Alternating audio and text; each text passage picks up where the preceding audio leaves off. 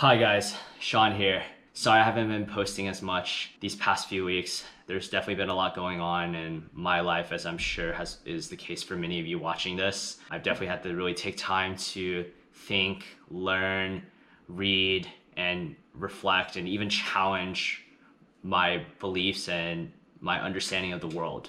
It's been tough and it's been time consuming in that sense, but it's been also rewarding in many ways. So as I've told many people in the past, one of my life goals is to use the opportunities, the skills, and in a sense, the privilege I've been given to kind of give back and help people who may not have had that same opportunity as myself. So along those lines, I started a fundraiser on Facebook about 2 weeks ago to donate money to the Minnesota Freedom Fund, or the MFF.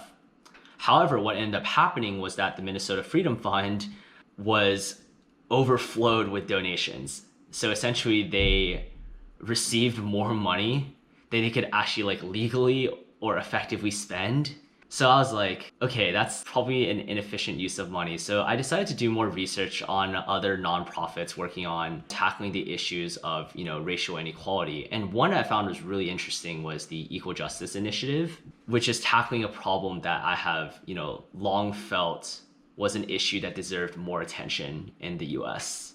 To give more context, the Equal Justice Initiative, as the name may suggest, was basically founded on the principle of providing strong or equal representation to prisoners, who may have been wrongly convicted, not given a trial, or most importantly, cannot afford to hire a private lawyer, in a sense, to bring equality in the justice system.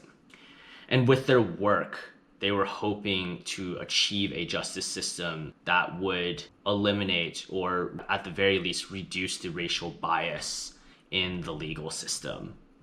So I did some digging on this, and the reason why this is really important is that there was a case back in 1963 called Gideon versus Wainwright. Many of you may have learned this in classes like Gov, like myself. So essentially the result of this case basically started a precedent where even if you could not afford to hire a private lawyer to defend yourself, a lawyer or attorney would be provided for you. These people are commonly known as public defenders. And in theory, this sounds great, right? With 60 to 90% of accused criminals needing to rely on these public defenders. However, just like how pure capitalism or pure communism sound great in theory, this system of public defenders has actually been a pretty tragic failure in reality.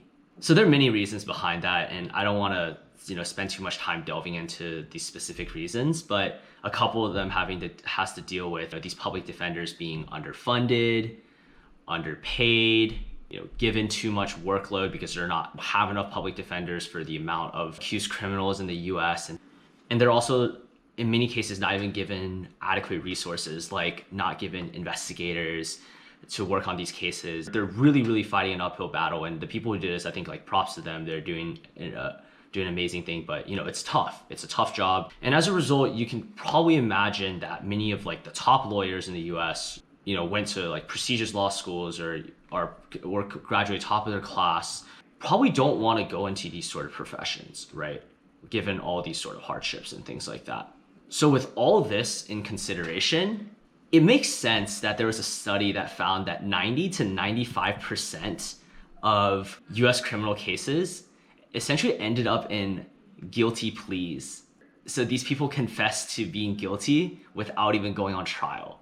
And to me, I was like, that sounded really shocking to me, because that goes against the American principle of a fair legal trial, right? And there are many reasons why they do that. Basically, it revolves around the fact that with all these hardships, the chance of them actually being able to prove that they're innocent is essentially zero, or close to zero, right? And so with this, they might be able to get a more lenient sentence. So to me, this seems extremely messed up, right? That you being financially disadvantaged will cause you to not be able to defend yourself adequately in court. And so not surprisingly, the people who are affected the most by this are minorities such as African Americans and Latinos. It's messed up to think that you being poor means that the justice system is more likely to find you guilty, and you being wealthier means the justice system is more likely to find you innocent or give you a more lax sentence. And I definitely believe this because I know people who have been accused of things that they almost for certain did, because I have insider information on this.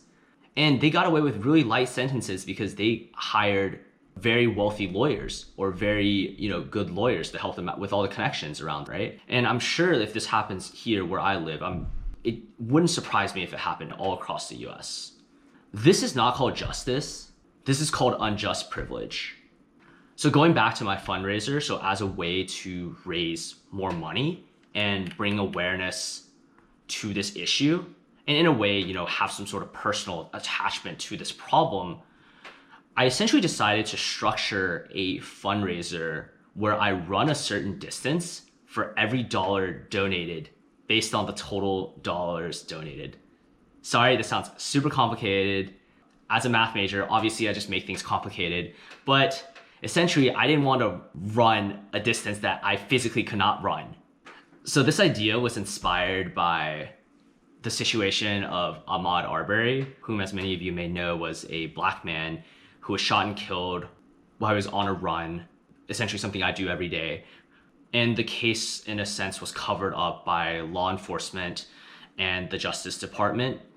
And he simply just did not receive the justice that he deserved.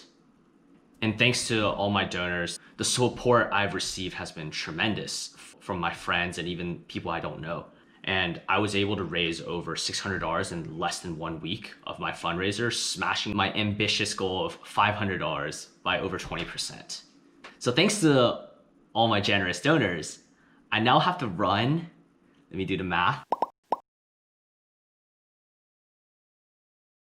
10.33 miles. So yeah, this is coming from a guy who has never ran more than a 5K before.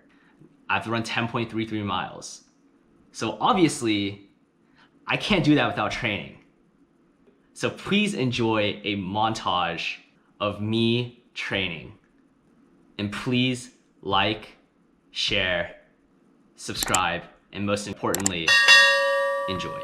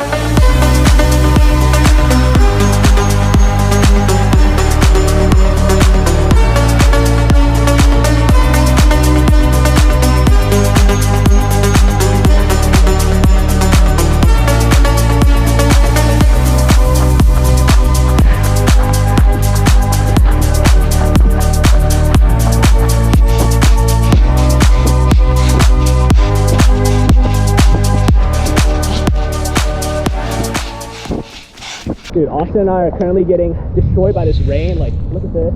This is absurd. You have to take off our shirts because, oh my God. Whew. Whew. Jesus. Okay, all right. Got splash a little bit, but we'll make it. Whew.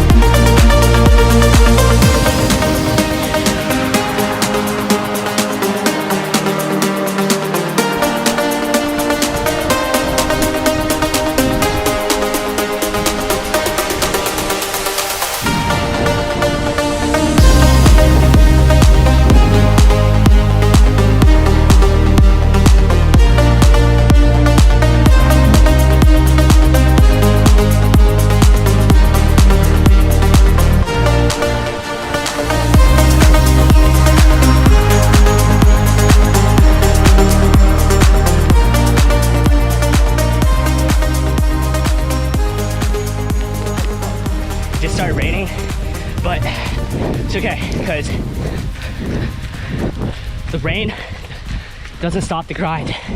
The rain is just an excuse. Gotta keep pushing, all right? Let's do it, let's do it.